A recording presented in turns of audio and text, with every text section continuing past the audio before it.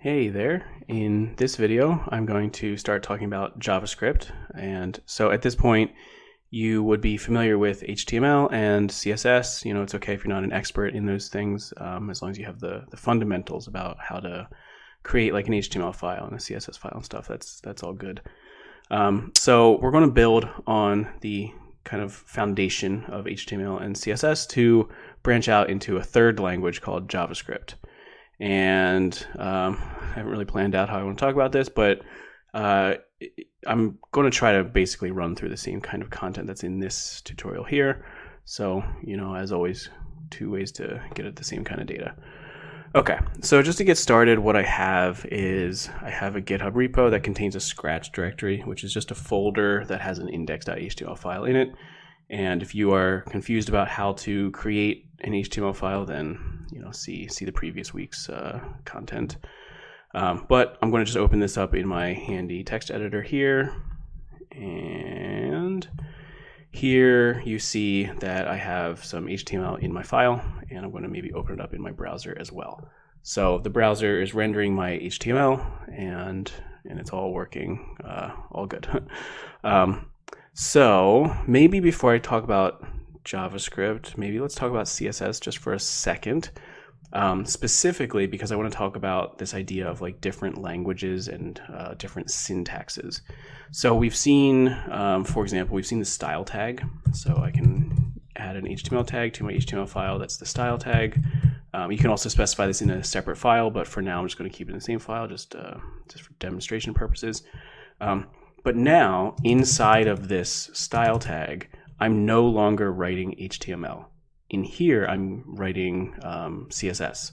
And CSS has different like rules about what it looks like and what symbols you use and how it works and what it does. And all of that is syntax. It's a word that just means like what a language looks like.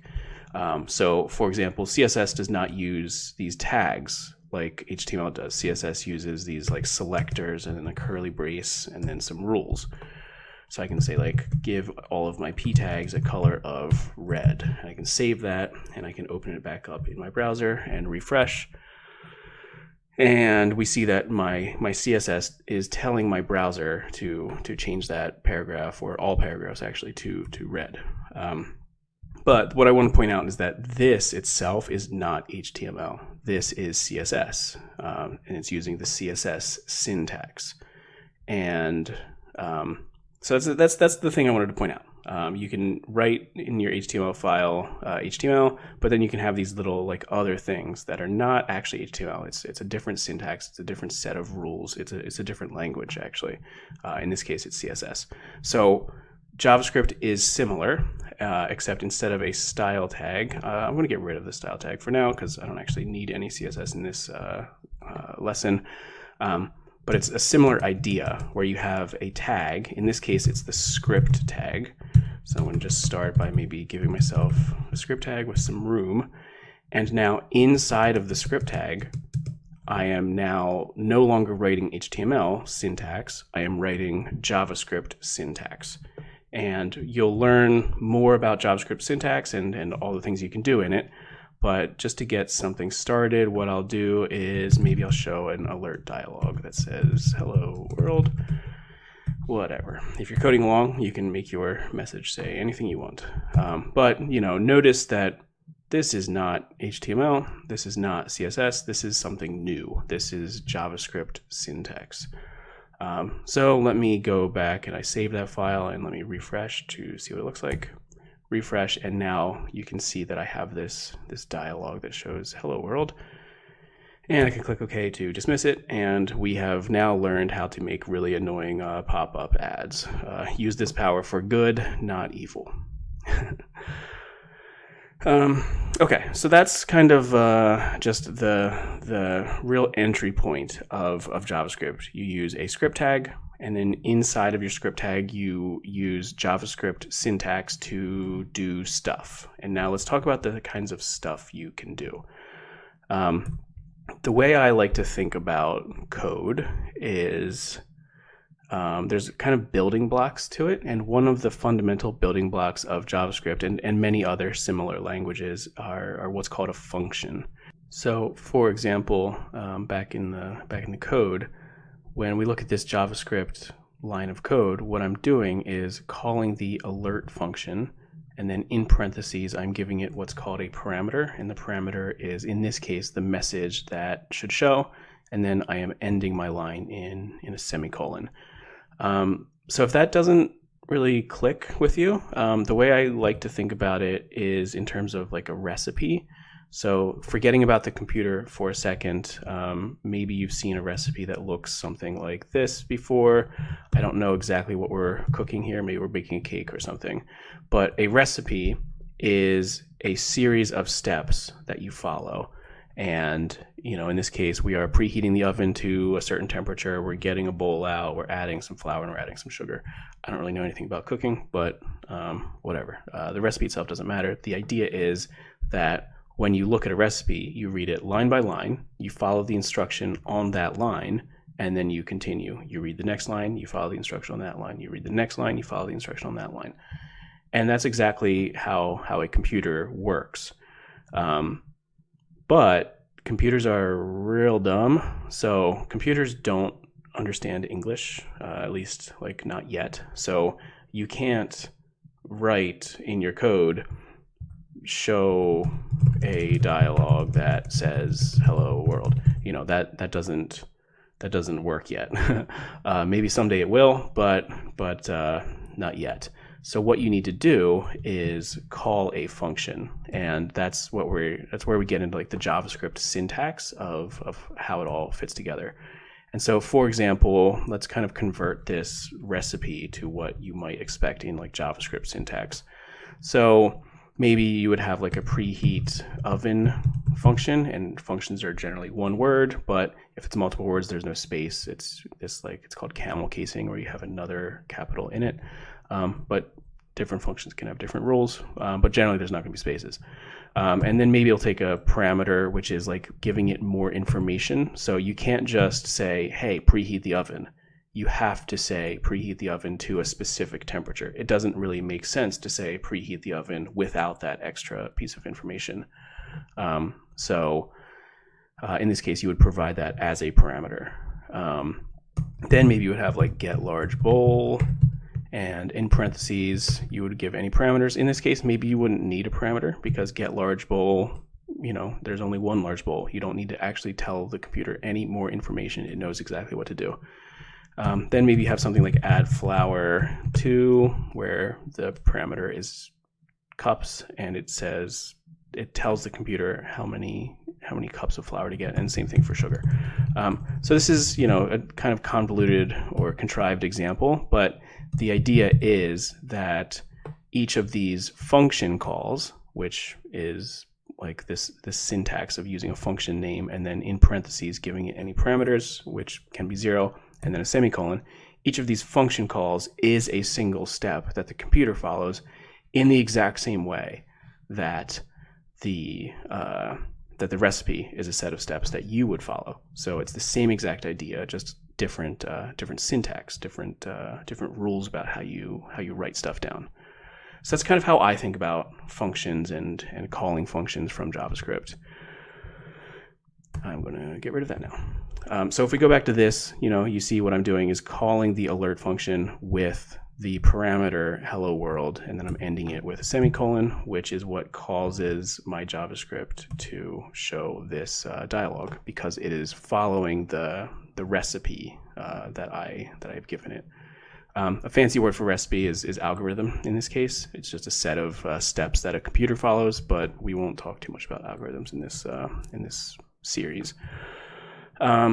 Okay, so that's kind of calling functions at a really high level. I think maybe next what I'll talk about is maybe just a few examples of functions you can call. So we saw the alert function, and another thing I'll point out is, like I've said in other videos, I don't expect anybody to memorize anything other than, the fundamentals of what JavaScript is at a very high level.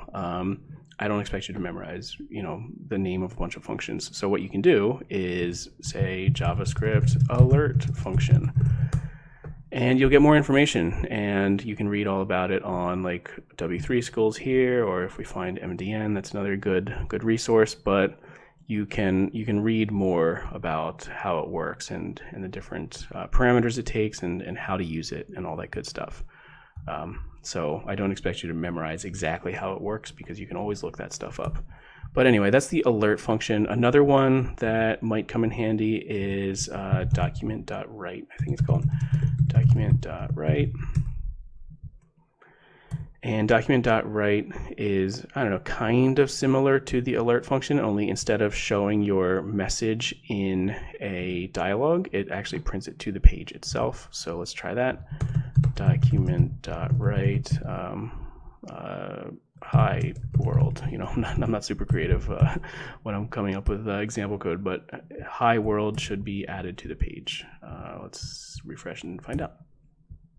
Hello world, and then hi world. I've got too many hello worlds in my example, but notice that this is the page content, whatever. What I want you to notice is, so first of all, we have hello world in the alert dialog before any of the content is rendered. Then I'm going to click OK, and we get hi world, and then this is the page content, sort of thinking about the order of events here. First we see the dialog. Then we write hi world to the document, hi world, and then later we add this to the page. So that's why it's kind of last. So reading the code line by line is going to become a really important skill as you learn JavaScript.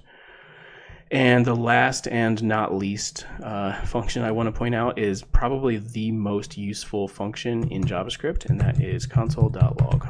And this is a console message. You can pass it a parameter, and that parameter will refresh the page, and we'll see that it doesn't show up anywhere actually, but where it shows up is if you open up your developer tools.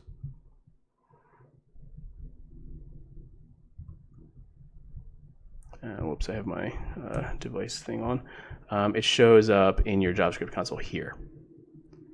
So let me refresh, and you'll see first the dialog pops up, then the page is rendered, and then we see this this message printed to the console.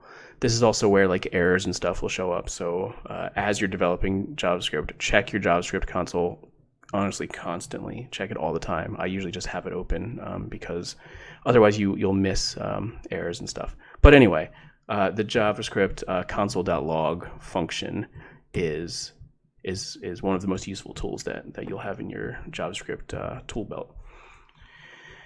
I think, okay, so the last thing I want to talk about is, so in CSS, we saw that you could load CSS from a separate file. So you could have a style tag in your HTML, and you could put your CSS in here, which we've seen, and that'll work for kind of smaller projects, and it's not illegal or anything. It'll totally work.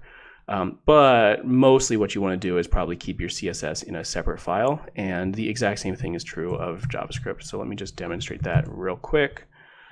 Where's my directory? Here we go. So to create a separate JavaScript file, there's a few ways to do it. I could right click here and go to new, and then text document, and then name it .js, or I could like open up a new file here and save it. I'll do it this way, I guess. I'm going to call it script.js. You can call it anything you want. Script.js is very popular. Like main.js is another pretty popular name, but you can call it anything you want. Like my JavaScript file.js is totally cool. Generally, it's going to end in a .js extension though. So I'm going to save that. And now in here, I can write my JavaScript. So I'm actually going to just copy the JavaScript I already wrote over. And okay, I'm going to save that. And now what I'm going to do is I'm going to get rid of the code that's originally in my script tag. And what I'm going to do is try to remember the syntax off the top of my head, but if I get it wrong, that's okay. You're going to say script and then a source attribute, src, equals, and then in quotation marks, the name of the JavaScript file. So let me clean this up a little bit. And now what this is telling the HTML is this is a script tag, but instead of expecting JavaScript like in the script tag itself, go load this file and run the code that's in there. So that's going to go to this file, it's going to load that file and run the code line by line. So let me refresh to make sure that I got that right. Refresh. And okay, there I've got my dialog, and I've got my hi world here, and I've got my console message here, and you can even see that it's loading from script.js over here, which gives you some more information about like where messages are coming from. Anyway, so that means I got my syntax right. So this line of code is an HTML tag that points to this external script.js file and then loads it into the HTML page. So this is the syntax that I would sort of recommend, but in a lot of the like tutorials and walkthroughs and stuff, I'll probably just put the JavaScript right in here just because it's a little easier to work with really quickly instead of switching back and forth between a bunch of files. But generally in the code that you write and the code that you submit, I would expect this kind of a line. Okay, I think that's as far as I'm going to go in this video. I think I'm going to try to split these up into smaller videos instead of one big one. But what you should have now is an understanding of kind of the fundamentals of JavaScript and how it works. You write a script tag, you put some JavaScript syntax inside that script tag, or you load it externally, whatever. And then inside of your JavaScript syntax, you call functions. And we'll talk about different functions you can call and all that good stuff. But for now, those are the fundamentals of like getting started calling JavaScript from your web page. Okay, cool. Thanks for watching, and I'll see you in the next one.